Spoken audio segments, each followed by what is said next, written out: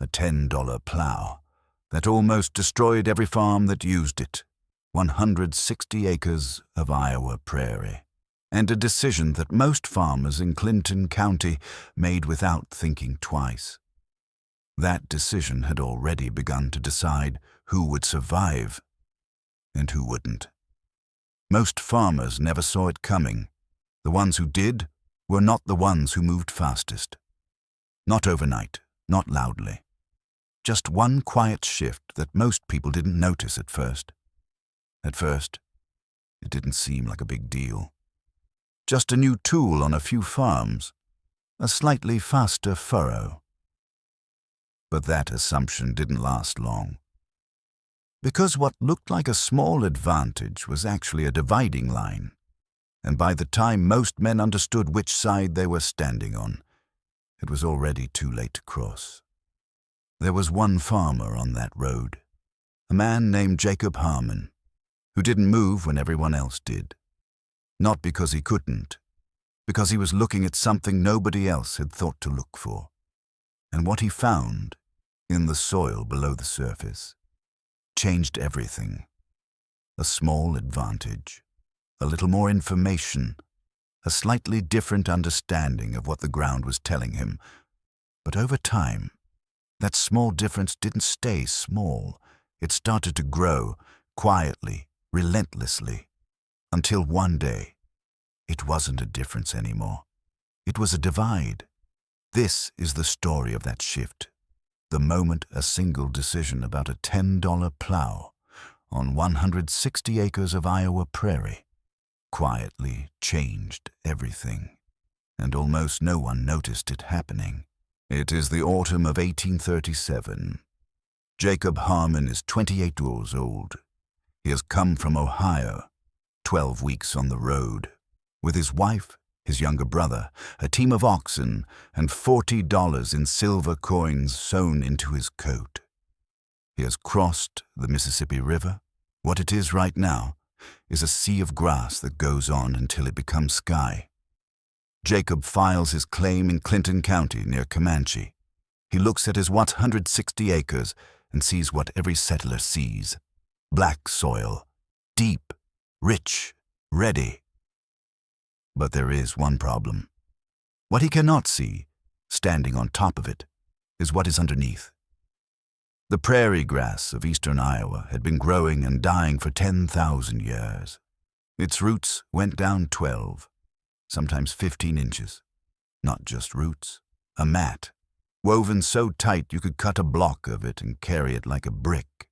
And that mat was about to introduce Jacob Harmon to the hardest problem he had ever faced. The cast iron plow had worked fine in Ohio, in sandy eastern soil, in river valley ground farmed before. But on the Iowa prairie, it failed in a way that could bankrupt a man.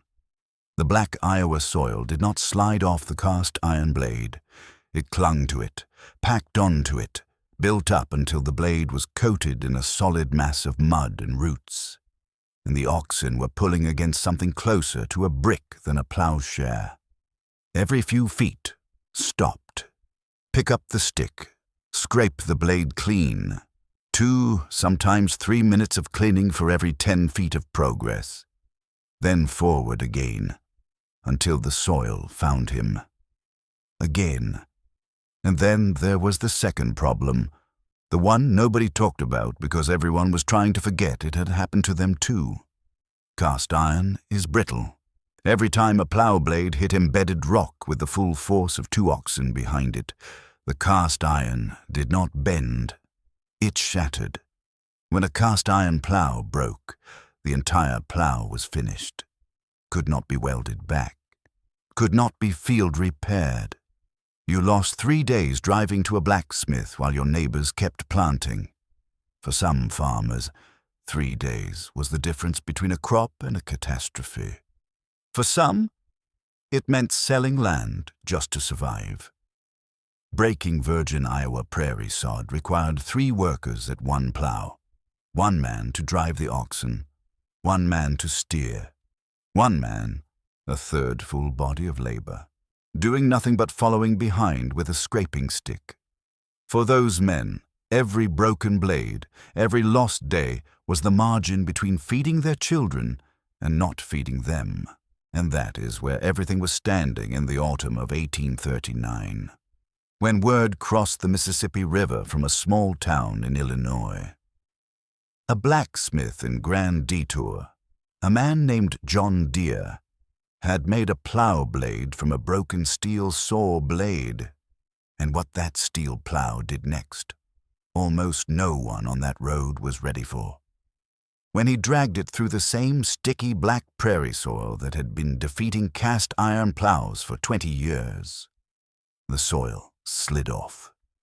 Just slid off, a shape built specifically for the way this prairie soil moved. It let the earth flow through it instead of cling to it. 1837, 1 plow. 1838, 2 plows.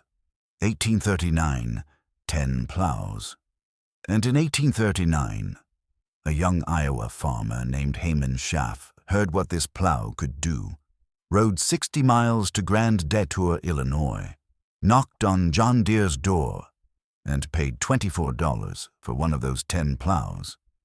He came back with the first John Deere plow ever used west of the Mississippi, and when his neighbors saw what it could do, the word spread like fire in dry grass. By 1840, 40 plows. By 1841, 75.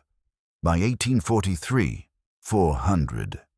By 1848, 700. Farmers were crossing rivers to get them, paying above the list price just to get one faster. And once it started, there was no going back. James Caldwell, Jacob Harmon's neighbor to the north, had 40 acres his cast-iron plow had never touched. He broke all 40 acres in 9 days with his new steel plow. 9 days, against 2 full months with the old blade. That's what the numbers showed. That's what everyone could see. And that's where the story should have ended, except it didn't. But not everyone saw what that speed was going to cost them. Jacob Harmon was asked, by his brother-in-law, by the feed store man, by the implement dealer, 3 separate times in the spring of 1840. Each time, Jacob gave the same answer. I need to understand what went wrong before I pay for something new. The dealer shook his head. What went wrong is that your plow is cast iron and this ground is Iowa. That's what went wrong. Jacob looked at his old plow, then at the dealer. Standing there in his barn in the spring of 1840, he was not sure whether he was being careful or making the worst mistake of his life. The men at the grain exchange had a name for farmers slowest to adopt the new plow. They called them old iron men. Old iron men were the ones who would not be farming in 10 years. That's what everyone believed, and that's where they were wrong. Not about the plow, but about why Jacob Harmon was still holding his cast iron blade. The implement dealer came back a 4th time. I have sold 7 plows on this road since March. 7. You're the last man standing with cast iron. You'll regret this.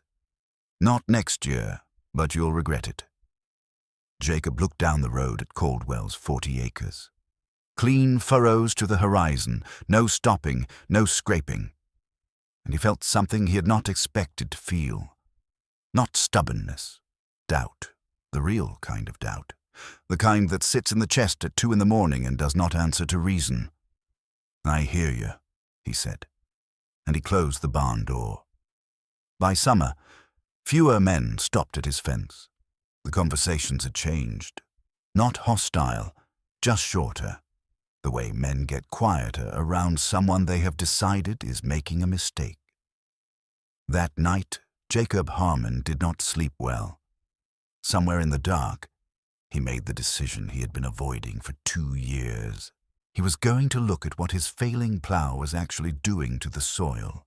Not what he wished it was doing, what it was actually doing, and what he was about to find in that soil would put him ahead of every farm on that road within 2 years.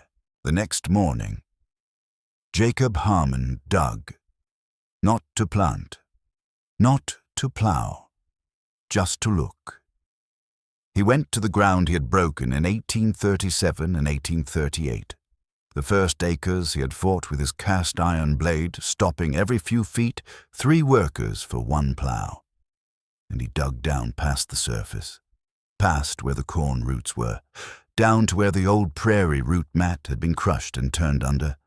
And that is where everything changed. What he realized, standing there with that soil in his hand, was something no one else on that road had seen yet. Because they were all watching the surface, the cast-iron plow, slow, clogging, bone-breaking, had done something underground that nobody was talking about.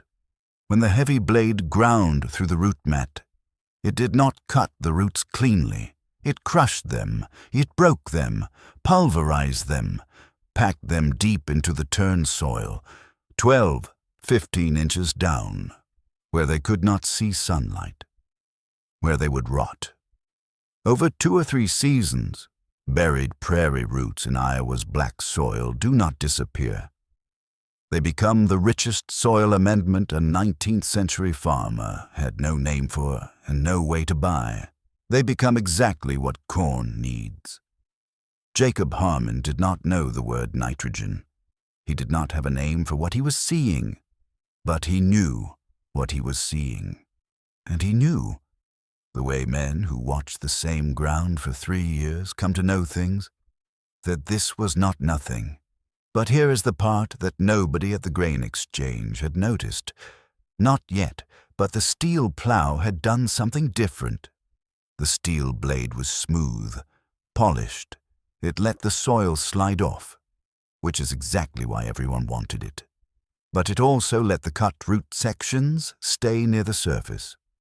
Prairie grass roots near warm Iowa soil in a wet spring do not accept defeat. They regrow. Enough to cost a man 8 days of hoeing in May on ground he thought he had already broken. Jacob Harmon's father had farmed Ohio. His father's father had farmed Pennsylvania before that soil had been worked thin. What Jacob knew, watching 2 generations of men who loved the land and trusted it, was that the first thing you do to new ground determines what that ground gives you for the next 40 years. You did not get to go back and tell the soil what you meant to do. The field kept its own record. He was not against the steel plow. He was keeping his cast-iron plow because it was doing something to the root structure of the specific ground that no steel plow demonstration had shown him yet. He checked his reasoning again. Not because it was wrong, because he needed it to be right. He didn't explain this to the implement dealer. He didn't go to the grain exchange and make his case. He planted his corn. He watched his field. He watched his neighbor's fields. And he waited for the spring of 1842 to say what he could not say himself. The spring of 1842 arrived early. A warm March. Frost out of the ground by the 2nd week. The kind of spring that makes a man feel like the land has finally decided to cooperate. James Caldwell's 40-acre field came up fast. Corn in by the end of April. But by mid-May, something unexpected happened. In the spaces between Caldwell's corn rows, thin at first, then thicker, the prairie was coming back. Not everywhere, not catastrophically, but enough for some farmers on that road. This was the first moment they understood what speed had cost them. The farmers who had moved fastest in 1840 now found themselves doing the work they thought they had already done. Hand-pulling, hoeing between rows. Caldwell lost 8 working days in May.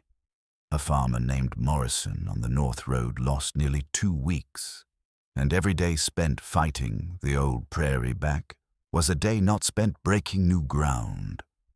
Jacob Harmon spent those same days breaking 12 more acres, slowly, with his cast-iron blade, stopping every few feet to scrape, but breaking new ground instead of redoing ground already broken. Same days, same weather, same soil, different understanding. By the end of 1842, Jacob Harmon's 5th season in Iowa, he had 52 productive acres. James Caldwell had 44. The difference was not dramatic, but on the Iowa frontier, 8 acres was not a margin. 8 acres was a direction. 8 acres told you where the next 10 years were going. Caldwell walked to the fence line and stood there for a long time looking at Jacob Harmon's field without speaking. When he finally turned, he did not say that Harmon had been right. He just said, "Tell me what you were looking at." Jacob Harmon told him. Not triumphantly. Not with relief, just clearly. What the roots did when crushed versus cut. What happened to buried organic matter over 2 seasons.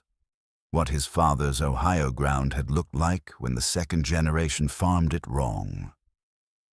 Caldwell listened, then said, "I'm going to need a different pass with the harrow."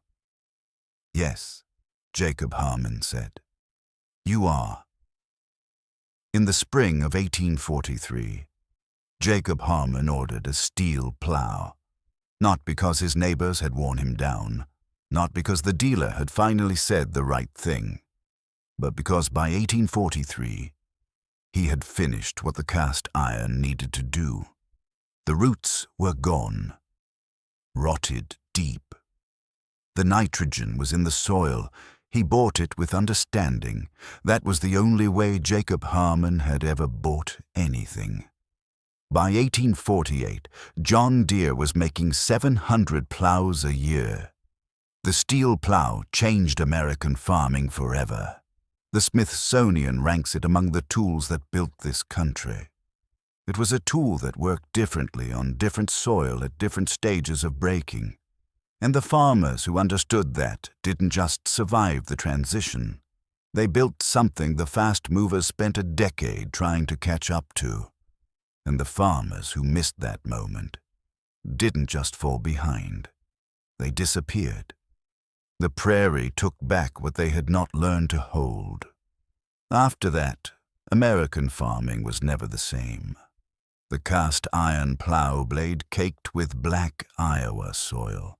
The image that every farmer on the road in 1840 read as failure, Jacob Harmon had read as information. The soil was telling him something. How deep the roots went, how the organic matter was distributed. What it would take to truly break this ground.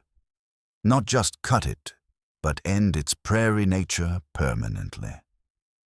The plow that failed was the plow that was teaching him.